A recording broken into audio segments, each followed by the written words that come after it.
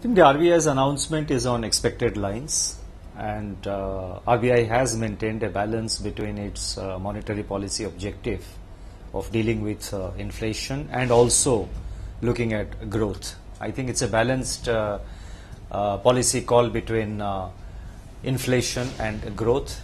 The RBI has also mentioned that they want to be watchful, they want to be vigilant, at the same time they want to be accommodative. So I think on the whole it's a very balanced approach they have taken, especially with the US Fed rate announcement to be done by the US Fed towards the end of this month.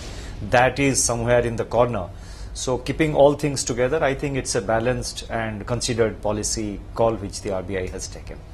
Do you think, sir, that there is room for more easing of rates if retail inflation is kept below the targets and the government sticks to its roadmap of fiscal consolidation? See, I would not like to talk about whether there is more room for rates or there is none. Our target is to contain inflation. WPI continues to be in the negative territory. Consumer price index around 5%, so that is something which the government is dealing with, and especially on the back of a very poor monsoon again in the second or third consecutive year, and with pulses prices, the price of pulses, government measures now beginning to show results, and the crops also will come into the market maybe in a month or month and a half. We have to see and we have to be very watchful about the overall inflation situation. And we have to see also what decision the US Fed takes. And I am quite sure that as the monetary policy authority, the RBI will take into consideration the growth requirements of the country and its monetary policy objective of maintaining inflation. In fact, talking about growth, Mr. Das, the RBI has kept its growth forecast at 7.4% with a mild downward bias. What do you make of this commentary given the fact that the GDP has also grown by 7.4% in the September quarter? See, first quarter, as you know, was below expectations. It was around 7%. Second quarter at 7.4% is a very positive trend, very satisfying trend. Especially the major driver, one of the major drivers of the growth in the Q2 in second quarter has been the growth in the manufacturing sector at 9.3%. Now that somewhere it demonstrates that the whole policy of Make in India is playing out and it is bearing result. And then yesterday also two big investments have been announced by the Indian Railways, the GE and the Alstom, and with so many investments coming in and so many policy measures which have been taken, I would expect our outlook is a little more optimistic, and we are looking at about 7.5% or so. I'll tell you, I'll tell you why. If you see, over the last few months, the government has undertaken a series of reform measures. I don't want to narrate them for the sake of brevity. But look at November. I think November has been a month of strong economic reforms. On 5th of November, the Honorable Prime Minister launched the gold schemes, the gold monetization scheme, the gold bond scheme, and the gold coin schemes. Now, the gold bond and the gold monetization scheme, basically their objective is to convert investment into gold and idle gold into financial savings, into instruments of financial savings which can turn into investment. Then on 10th November, the government announced a huge dose of liberalization in FDI policy. I think after 1991, this was perhaps the largest liberalization of FDI policy that has been done by the government.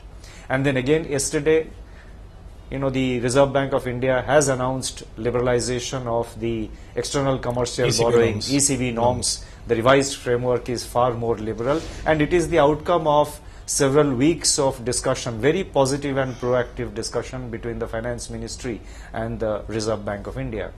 Again, if you look at some of the decisions which the SEBI has taken yesterday, we had the board meeting in Mumbai, and some of the decisions which the SEBI has taken in terms of allowing stock exchanges to be listed in each other. I mean, one stock exchange will not list itself, but it can be listed in another stock exchange. So listing of stock exchanges, exit option to dissenting shareholders, launching of a discussion paper on green bonds. So a lot of decisions have been taken in the month of November, and all these things put together I think the overall impact of the various policy initiatives which government have taken, we are quite optimistic that the impact will be felt at the ground level in the coming quarters. In fact, the RBI has also spoken about the fact that the economy is in early stages of recovery, sir, with some areas which continue to be weak. My first question in this aspect is, do you agree with that assessment? And secondly, they also have a subdued forecast regarding the agriculture sector. Your take on that front? No, that is the obvious scenario, because agriculture, as I mentioned, we have had this is consecutive years of drought, and we have to see how the Rabi, what is the productivity and what is the overall production, we have to see. And there are challenges in other sectors. Discom, the government has dealt with the problem by coming out with a major policy initiative called Uday. We have the problem relating to the non-performing assets, the stressed assets of banks. So there are challenging areas. But again, it's heartening to note that the RBI recognizes that these are, they have said early signs.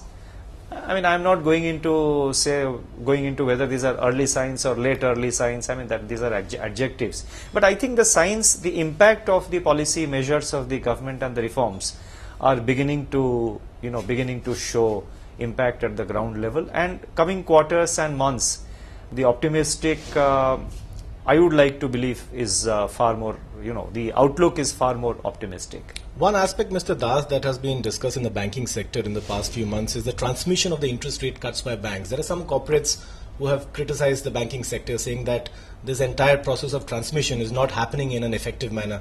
What is your thought, and how significant do you think the end transmission is? I think the RBI is engaged constructively with the various banks. The banks have their own autonomy to decide their interest rates. The transmission has been in the region of about 50-60 basis points by some of the banks. Banks also have their own problems.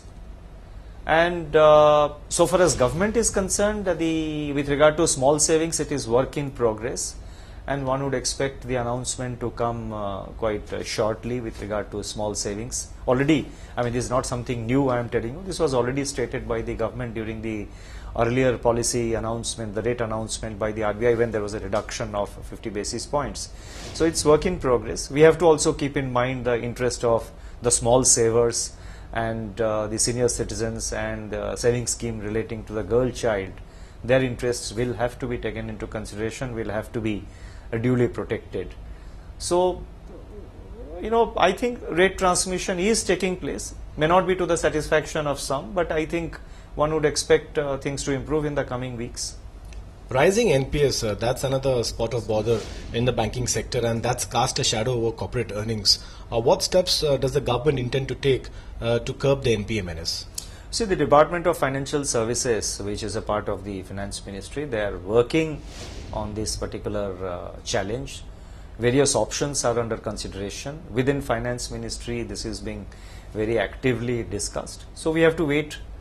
As and when any decision is taken, you will come to know about it. Find us on Facebook at facebook.com/etnow, and don't forget to click the like button. You can also follow us on Twitter at etnowlive. To stay updated with all our programming, hit the subscribe button on our YouTube channel by logging on to youtube.com/user/etnow.